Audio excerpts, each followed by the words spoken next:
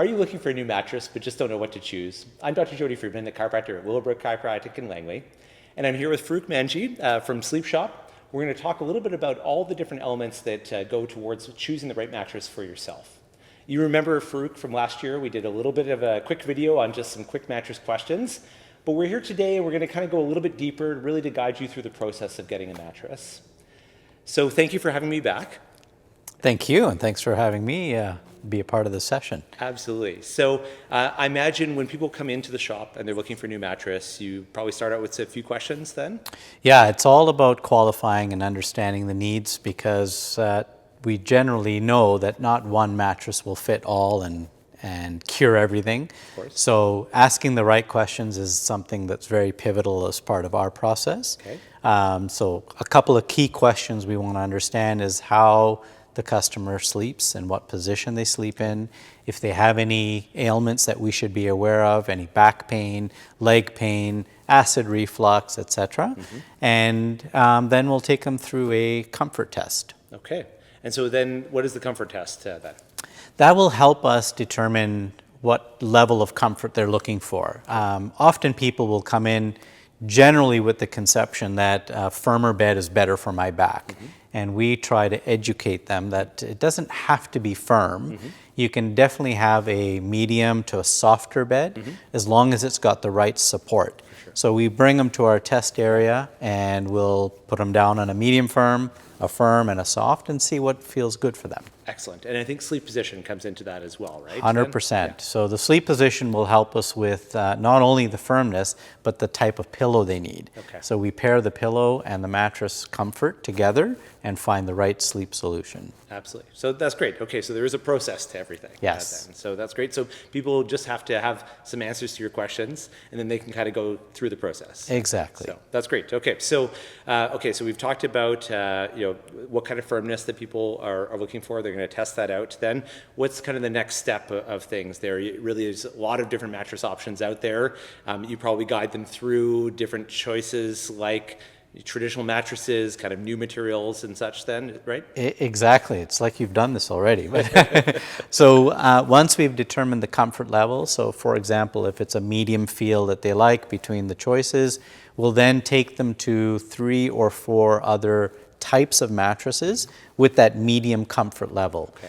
Generally, we like to pick a hybrid technology. We take them to a traditional coil. Then we'll take them to an all-foam mattress, and that could be a memory foam or a latex type of mattress. Okay. So why don't you show us, I mean, we've got some samples here. You can kind of show us the difference between those different technologies then? Yeah. So, I mean, a traditional bed, most people will know, it's made up of different coils. Often to determine the comfort level of the mattress, the manufacturer will pick either a softer coil, a medium, or a firmer coil. Okay. And in some cases, some mattress manufacturers will actually zone the coil. So you may have 3 zones or 5 zones of coils in the mattress, firmer, softer, firmer, softer. Again, just providing support where you need it and a little bit more flex where you need it. Okay. There are obviously different types of comfort layers, but the 2 most common ones are natural latex or memory foam. Okay. Memory foam gives you more of a sort of a cuddling feel where the foam will wrap around your body. It's similar to Tempur-Pedic. A lot of the mattress in a box type of technology uses memory foam. Latex is definitely a superior foam. It's got a quicker response. It's naturally hypoallergenic. Really helps with pressure relief and provides a balance of good support and comfort at the same time. Okay. So, and then there's variations within each of those categories, right? Correct. Yeah. So I imagine, again, we talked about the soft, medium, firm, but you can find that in a memory foam or in a latex mattress as well. Yeah. So memory foam generally they tend to be a similar firmness. Yeah.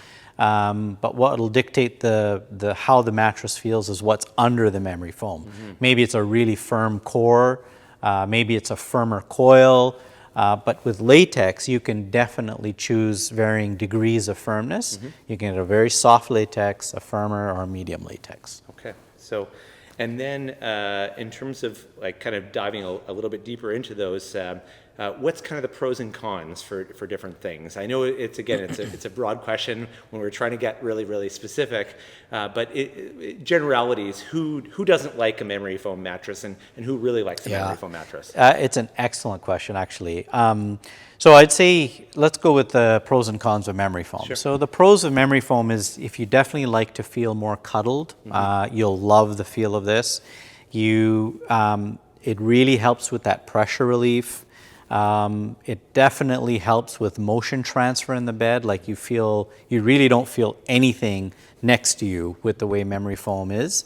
The downsides to it, there are some memory foams that tend to sleep a bit hot. Yeah. So a lot of the manufacturers have to add cooling agents, or they'll add a cooling technology like a cooling cover to take away that warmth from it. Some people equate memory foam to quicksand. Yeah. So you're stuck in there, it's hard to move. So I'd say those are the downsides to that. Latex is great. It's got a very quick response, so especially for people that are more elderly, a little more frail, harder to move in a bed, we definitely recommend latex. Easier to move, very good for pressure relief on your shoulders, your hips, all your pressure points. It's naturally hypoallergenic, so you don't have to do anything to it. It doesn't allow the growth of dust mites and mold. Okay. It naturally breathes, so you don't have to do anything to it. It doesn't cool you, but it also doesn't sleep hot. It keeps neutral temperature. Okay.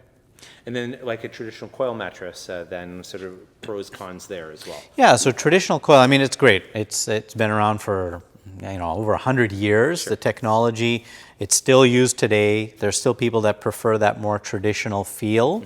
You can do a lot more with a coil bed in terms of picking the right level of comfort.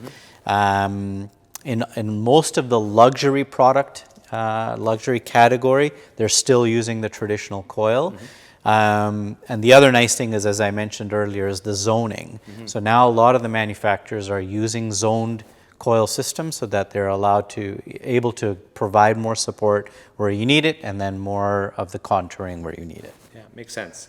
I mean, when I'm hearing you talk about all of this, right, it's like you understand why people get confused, right? Yeah, absolutely. There's a lot to think about in terms of different options, which comes down to what we were talking about earlier, which is essentially you got to try the bed, right? And that's what I'm telling my patients all the time, that it's like great to talk about these things in theory or to do lots of online research. That's sort of some foundation, but at the end of the day, you really have to actually come in and actually try the different beds. 100%. So that's great. Well, thank you for providing all that information. I think You're that's welcome. really helpful for myself and really helpful for my patients.